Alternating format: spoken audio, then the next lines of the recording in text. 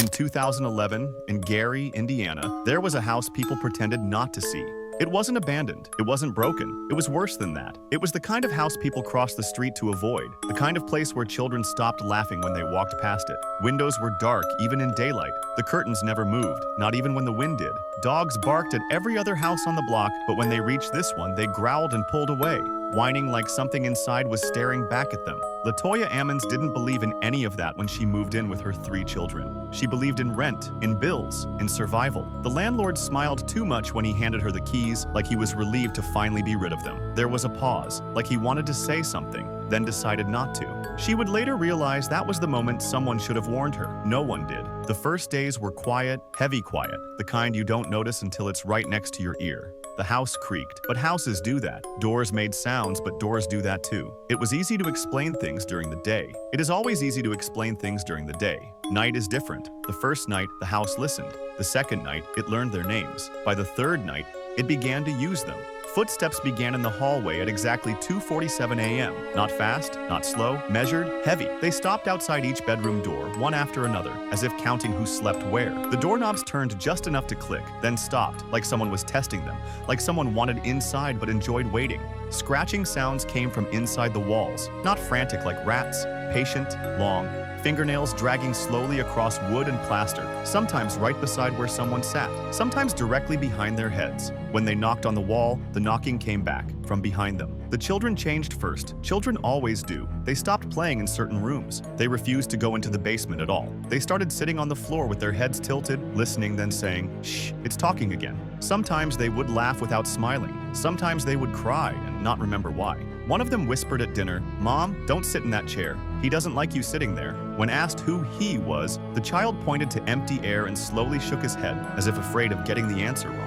It escalated slowly and then all at once. One evening, Latoya passed the hallway mirror and stopped breathing. There were 4 people in the house but 5 reflections in the glass. Something stood behind her, too tall, too thin. Its head bent forward as if the ceiling were too low. Its face was smeared out like a painting wiped with a wet hand, but the mouth was clear. It was stretched too wide, teeth too many, as if it had practiced smiling and never quite learned how. When she turned around, there was nothing. When she looked back in the mirror, it leaned closer. The smell came next, thick and rotten, like something dead trapped in the walls, but only at night, always near the children's beds. No matter how much she cleaned, it returned stronger. The heater worked, but the room stayed cold, the kind of deep cold that sinks into bone. Lights flickered when no storms were near. The house made sounds like it was breathing. Then the voices started. They rose from beneath the floorboards, from vents, from the inside of closets left open a second too long. Whispering layered over whispering, like several people standing close together. Different tones, different ages. None of them belonged to anyone in the house. Most words were impossible to understand, like a language being learned in reverse. But one word was always clear, her name. On a freezing January night in 2012, something stopped pretending. The lights went out, the heater died, the air turned white with breath.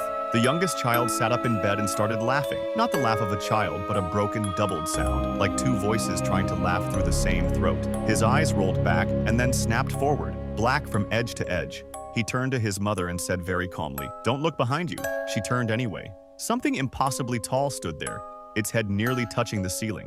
Its arms dangled too long and hands brushed the floorboards. Its mouth opened wider and wider until it wasn't a mouth anymore, just a dark hole swallowing the shape of its face. Cold air wrapped around her neck like a hand. A tongue of frost slid across her ear as it whispered, "This house chose you." Pain crawled across her chest. She tried to scream, but the sound stayed in her throat like something had its hand around it. From the other room, the children screamed. She broke free and ran. One child was rising above the bed, slowly, as if pulled by invisible strings. Finger-shaped bruises bloomed around his neck, though no fingers were visible. Another child hung from the ceiling, walking backward along it like an insect, hair dangling, whispering in a language neither he nor she had ever heard. Police came.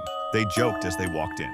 They did not joke walking out. One officer saw a shadow crawl across the ceiling like a living stain and drop behind him. Something pressed lips he couldn't see against his ear and whispered the name of someone he had buried years earlier. His hands shook so badly he dropped his flashlight. Doctors examined the children. They said stress, imagination, trauma. Then one doctor watched a child smile sweetly, lean back in his chair, and slide up the wall backward upside down to the ceiling, and then fall, unharmed, still smiling. The doctor left the room and refused to sign his name on anything connected to that house. A social worker fainted when the youngest child, eyes black and unblinking, said in her husband's exact voice, "I'm standing behind you," while her phone rang in her pocket with a call from that same husband miles away. No one used the word demon in reports.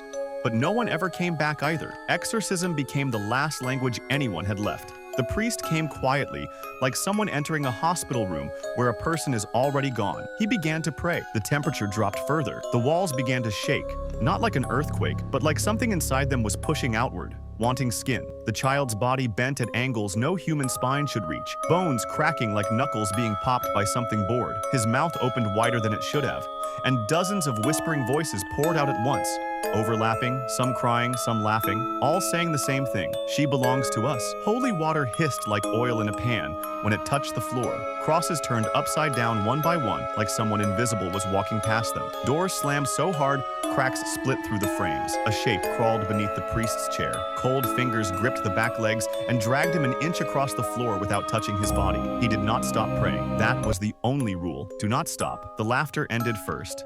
Then the whispers. Then even the house breathed out. One long, slow sigh. Silence came. Not peaceful, but waiting. The family did not pack. They left. They did not turn off lights. They did not lock doors. They did not look back. The house was demolished later as if tearing it down would bury what had lived there. But people in Gary still cross the road when they walk past the empty lot. They say the ground is colder there. Phones die there. Children cry there without knowing why. You don't destroy something like that. You only set it free. The house was never haunted. The people were.